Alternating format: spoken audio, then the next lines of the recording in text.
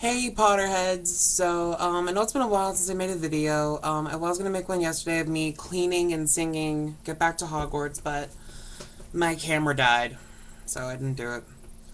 Right now I'm doing a video which I'm gonna call Harry Potter and Its Importance to Me. Because I think all of us Potterheads should do this. We should make a video of ourselves or recording of ourselves. We're too shy to show our face. Saying what Harry Potter truly means to us, like what inspired us, what it means to us, like how it's important to us. I would really like to start this kind of movement. I'll make a thing on Tumblr or something, or I'll make a group on Twitter. I don't know. I'll figure this out. So I'm gonna start. So in 2001, my friend Brian, yeah, I think you guys know about him. He told me about this book series called Harry Potter. And then he told me that there were going to be movies about it. And then remember, I saw the trailer first, which was, when I was a kid, I thought, oh, it's magic. I just thought it was magic when I was a little kid. So I was 7, so you guys got to remember that, okay? Um, and then so I borrowed the book probably from him or from my local library or something. And I went home and I remember I was in my parents' bedroom. It was like late when I sat in between them and my mom was reading to me. She couldn't get through the first chapter, like the first couple of pages, because she could not understand some of the words. So she handed it off to my dad, and he read to me. And he did voices. When he did Hagrid, oh my god, it was amazing.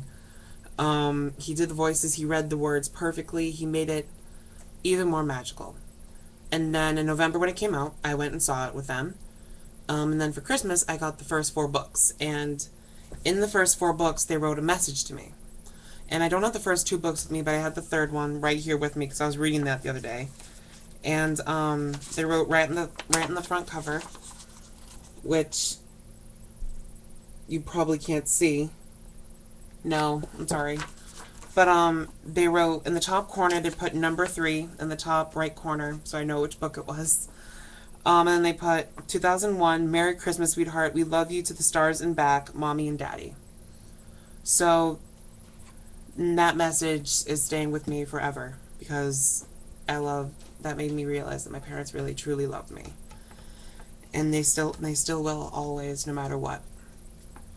And then the second movie came out. I read the second book. I read the third book. I saw the third movie, and then I didn't read the fourth book for a while, I think. And then I got the fifth book from my dad in 2004 or 2003 when it came out. Sorry. We were on vacation. He went and picked it up downtown, and he bought it for me. And that was the last Harry Potter book he ever bought for me. And so, in 2004, when The Prisoner of Azkaban came out, we went to the movies with my mom and my dad after school one day. I was in 4th grade. We went and saw it. I didn't notice this, but my mom did. My dad was breathing really heavy, so he wasn't. My mom thought he wasn't feeling well. And about a week later, we were going to go on vacation.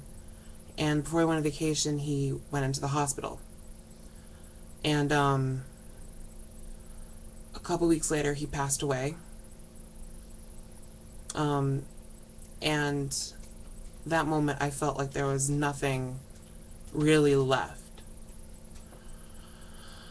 I felt like everything, the entire world was just taken from me. And I felt horrible. And after that, I won't go into that detail later, but as I really started reading the books more as an adult, and then I got to the 7th book in 2007, I was at my aunt's house reading the final few chapters, and then I got to the forest again after the Prince's Tale, which was beautiful for me because it showed that love is eternal. And then so I read the forest again, and when Harry got the Resurrection Stone, and what Sirius, Lily, James, and Lupin said to him just really touched me because it was just beautiful. And that really showed me that love is truly the greatest magic in this entire freaking world. and that the people who've left us, taken by death, are with us right here, always. And so, when this 8th movie, Part 2, came out, and I went to the movie theater on June 17th, 2011. I went on 7/17/11. I remember that day forever. During the first time I cried during that movie was I was happy about Ron and Hermione. They were tears of joy. I was happy about that. And then Ginny's I Know, which was beautifully done, and I'm not a huge Ginny Harry fan, but I still ship them. And so when I was reading, and then we got to Fred's death, or then we got to Snape's death. I'm sorry, not Fred's. They didn't show it, but the DVDs, they probably will, and tears will be flooding out of my eyes. Snape's death was beautifully done. The book, I really wish it was not in the Shrieking Shack for some reason. I don't know why I didn't like it there. It felt weird. But doing it in the boathouse and made it all crystally looking, showing the luminance of the battle going on above them, just how that was done was amazing. And then Snape's final words, "Look at me," and then how they added on, "You have your mother's eyes." I bawled. I was crying. And luckily my friend next to me, Kelsey, she brought tissues in her bag, and I remember I had my wand with me. I literally had to I was holding it like this the entire movie. I was literally like this the entire movie, like wiping away sometimes some tears. So with Snape's, I had to put it down and wipe my eyes. And then we got to the part where we discover the dead. We see the Weasleys crying over Fred, and I lost it. I was sad we didn't see the death, but I was so happy they didn't get rid of that part. I literally felt the pain of that because I went through that. Literally crying and not being able to stop. And then we see Lupin and Tonks dead. I'm like, shit, what the hell are they doing to me? And then they go to the Prince's Tale, and I'm like, oh shit, why? Which I have to say was probably the most beautifully done part in all the movies. Most beautiful. Just how they did it with all the transitions, and they made it less jumpy. And it was jumpy, but it was beautifully done. And then there was a word, which you all know, always, that stays with me. Always is gonna be there. Always.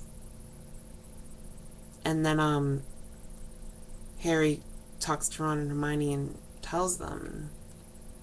It made me think of my other 3 friends. My friend Yvonne wasn't there, but my friends Brian and Kelsey were. I ended the journey with them. And I looked at them during that and I said, I love you guys. And so it was really nice. And but they're the best friends I could ask for. Brian, Kelsey, and Yvonne. They're the best friends I could ask for. They were there for me through the good and the bad, and I thank them for that. I'm eternally grateful. And then they do the forest again, and the Resurrection Stone. So my eyes filled up, no tears are coming out. And then when Lily said to Harry, "You've been so brave, sweetheart," because I knew it was coming, and all of a sudden it just went woof out of my eyes. And if my friend Yvonne was there, I would have been holding her hand right then. And I would have been talking to her and asking her. And he said, "Stay close to me." And she said, "Always." I lost it because Snape. And then Neville's big speech about people dying and them never leaving us. It made me remember why Harry Potter's so important to me and what lessons it taught me. It's not just magic to me. It's not just about a boy who has to defeat this dark wizard. It's about a boy who had no home and then found one, and found friends and gained a new family after his was taken away from him as a baby. And as he goes through this, he learns that love is truly the greatest magic there is, and that the people we love who we have lost through death never truly leave us. So it's very special to me. I don't care what people say to me. That they can say it's another book about magic. It's another fantasy. Well, that's what it is too. There's also something bigger than that. And it's what we've been saying about recently about the little boy Harry who passed away. We say death is the greatest adventure. Is the next great adventure. It really is. So I'm going to wrap it up here. I didn't cry, I teared up. So thank you guys for listening.